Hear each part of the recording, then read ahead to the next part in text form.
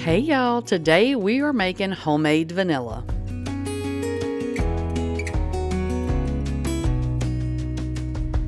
Okay, so this is everything that you're going to need. We're going to need some 80 proof alcohol. We're going to need some sort of container to put this in. And we're going to need a little funnel if you're using bottles like this. And we're obviously going to need some vanilla beans. Everything that I'm using, I got off of Amazon, except the alcohol, of course. And I'll make sure that I link all that down in the description box for y'all in case you want to go on this vanilla journey with me, okay? So normally I would use just an old jar or whatever I have, but this year I'm giving these as Christmas gifts. So I wanted to make sure that they were going to be pretty when I give them to my family at Christmas time, okay?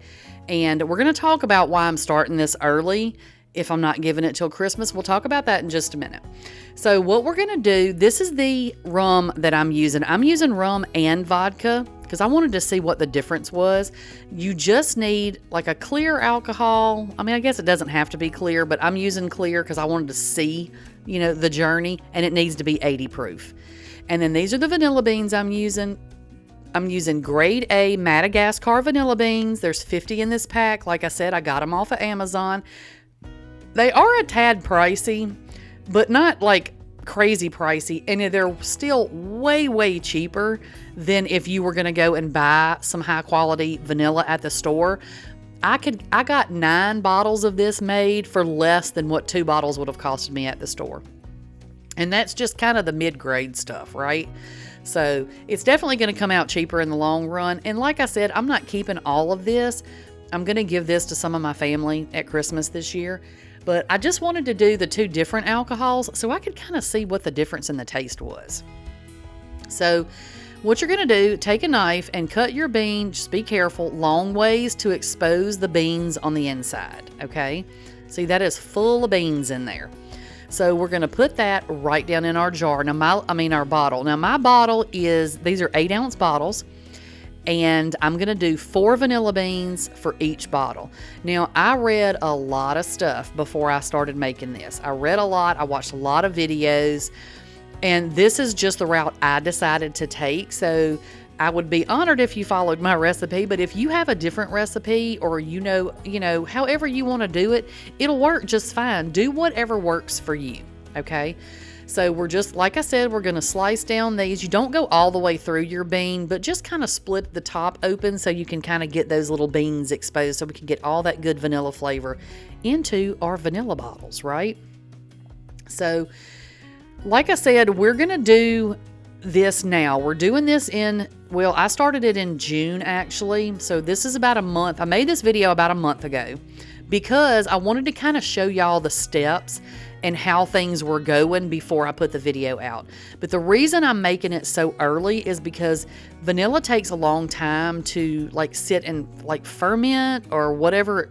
I guess it's fermentation, but anyway, it takes a while. So I wanted mine to be able to sit for 6 months, okay? So if you want to do vanilla, I just spilled it everywhere. But that's okay because it's 80 proof liquor and it just sanitizes my counters. It'll be okay. Don't worry about it. It'll be all right. Kitchen's nice and clean now.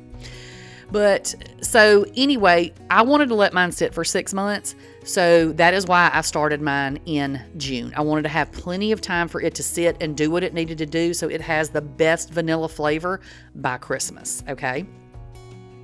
So I'm just pouring my alcohol into my bottles, obviously, and I ended up doing 3 bottles of the vodka and 3 bottles of the rum, and then I kind of ran out. I did run out.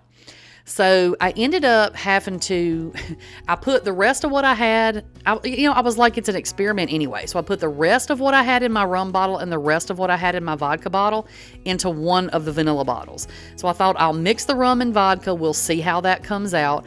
And then I had to go to the gas station up here by my house. Now, y'all know they say the people who always see you at your worst is the people at the gas station by your house. And look, I was looking raggedy when I went in there. Do you hear me? And then I walked in there saying, I need the biggest and cheapest bottle of 80 proof vodka that you got in here. So I know that they all thought that I was a lunatic, okay? But that's okay. I did it for y'all. I took one for the team. But anyway, like I said, when I got to the last little bit, I just poured this in here and mixed it together. And then I went and I got a different kind of vodka because that's all they had. So I ended up with 2 different kinds of vodka, 1 kind of rum, and then 1 bottle that had everything mixed into it. So to be able to keep this straight, luckily enough, these little bottles, the little kit I got off of Amazon, it came with these nifty little labels and this little chalk pen or whatever. So I just wrote, obviously, vanilla on there because it's vanilla. And then I wrote a little V for the bottles that had vodka in them, or that had the Taka vodka anyway. And then I put just the word mix on the one where I mixed it. And then on the ones that just had the Sky vodka, see, there's my little V right there. So I can tell 6 months from now what the heck is in these bottles. But then the other kind of vodka I got was Sky vodka. So I just wrote Sky on it. And that way I'll be able to taste these and tell, see if I can tell a difference. Is there a difference from vodka to vodka? Is there a difference when you mix them? Is there a difference when it's rum? Like, what is the flavor difference? That's what I'm trying to see, y'all. But don't worry, because I'm going to come back and do another follow-up video around Christmas time, so y'all can see exactly how these end up. But if you want to do these for Christmas yourself, then you need to get started now, okay? So this is what they look like right after I made them. And you can see these last 2 from the end look like they don't have anything in them. What happened was everything I read said make sure your beans are fully submerged, and those beans were really tall. So I pulled them out and just cut them in half and then threw them in my bottle. So that's why it looks like there's nothing in there, but they really are. They're just at the bottom. So this is what they look like after a week. So what I did is for the first 2 weeks, I just left them out in kind of a dark place in my house.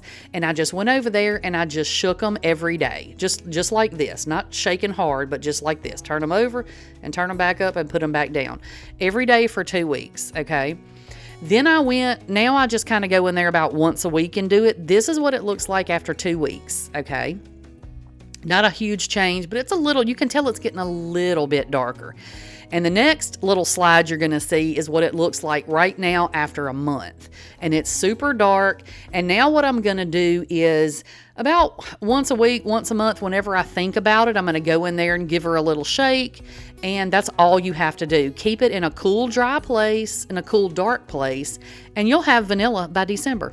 Perfect gift, y'all. Okay, I hope y'all enjoyed this and that you're going to make your own. That is all I've got for y'all today, and I'll catch y'all on the next one. Bye, y'all.